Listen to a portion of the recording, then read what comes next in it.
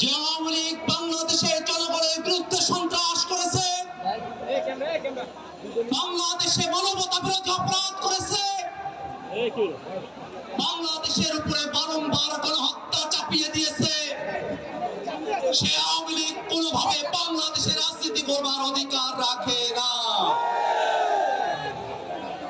আমরা অন্তর্বর্তীকালীন সরকারকে বলতে চাই, অতীতের মতো সুশীল তত্ত্বাবধায়ক সরকার আপনারা না, আপনারা গণ অভ্যুত্থানের সরকার।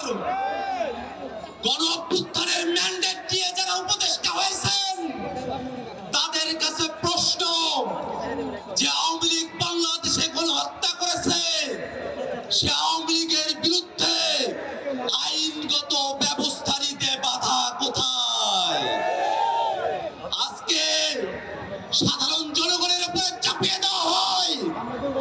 আমরা স্পষ্ট করে বলতে চাই, ওই 5ই আগস্ট বাংলাদেশের জনগণ সিদ্ধান্ত নিয়েছে, আওয়ামী লীগ নামে, নৌকা মার্কার নামে, মুজিববাদী আদর্শের নামে বাংলাদেশে কোনো রাজনীতি চলতে পারে না। বন্ধুগণ আমার, এখনো পর্যন্ত আওয়ামী লীগের নিবন্ধন আছে।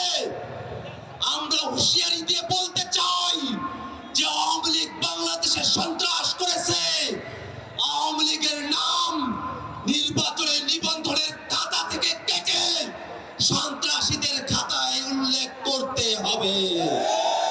বন্ধুগণ আমার, বাংলাদেশে যতদিন পর্যন্ত জুলাই প্রজন্ম বেঁচে আছে, ততদিন পর্যন্ত বাংলাদেশে আওয়ামী লীগকে আমরা 1 সেকেন্ডের জন্য প্রাসঙ্গিক হতে দেব না।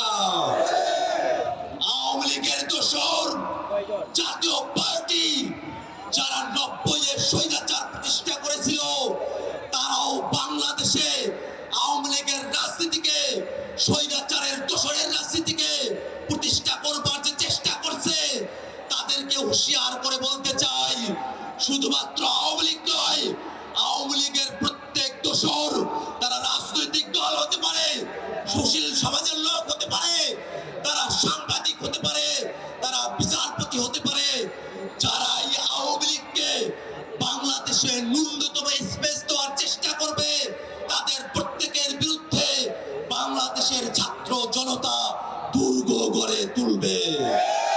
বন্ধুগণ আমার, জাতীয় নাগরিক পার্টি শুরুর সময় থেকে আওয়ামী লীগের বিরুদ্ধে তাদের দীপ্ত কণ্ঠস্বর উঁচু রেখেছে।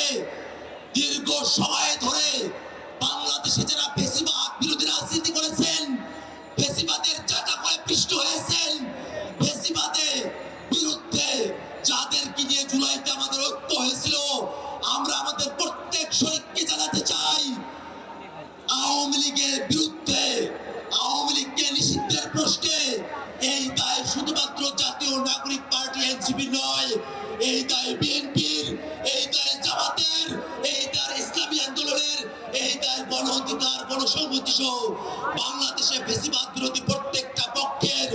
আমরা প্রত্যেক রাজনৈতিক দলের কাছে আহ্বান রাখবো, আওয়ামী লীগের বিরুদ্ধে সকলে মিলে রাজনৈতিক সিদ্ধান্ত গ্রহণ করতে হবে। বন্ধুগণ আমার, আওয়ামী লীগের প্রশ্ন অমীমাংসিত রেখে বাংলাদেশে সামনে কোনো নির্বাচন হবে না, হবে না, হবে না। সরকারের কাছে সর্বশেষ মেসেজ জানিয়ে দিতে চাই, আওয়ামী লীগকে, আওয়ামী লীগের দোসরদেরকে আইনের হাতে তুলে নিন। জনগণের হাতে যদি আওয়ামী লীগ পড়ে, আওয়ামী লীগ বাংলাদেশে আস্ত থাকবে না। আজকের এই সমাবেশে ঢাকা শহর সহ আশেপাশের জেলাগুলো থেকে আপনারা যারা উপস্থিত হয়েছেন, তাদের সকলকে সংগ্রামী